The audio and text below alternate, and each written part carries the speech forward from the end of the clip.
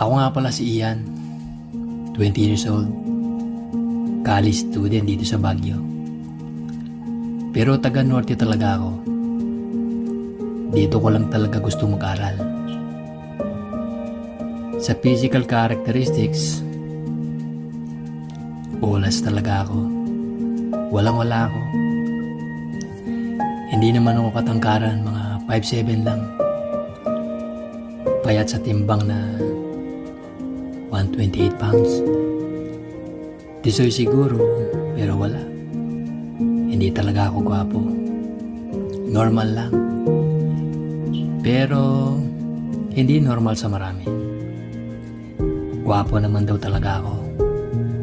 Kaso lang, parang yung kagwapuhan ko daw ay uso pa noong mga 70s or 80s.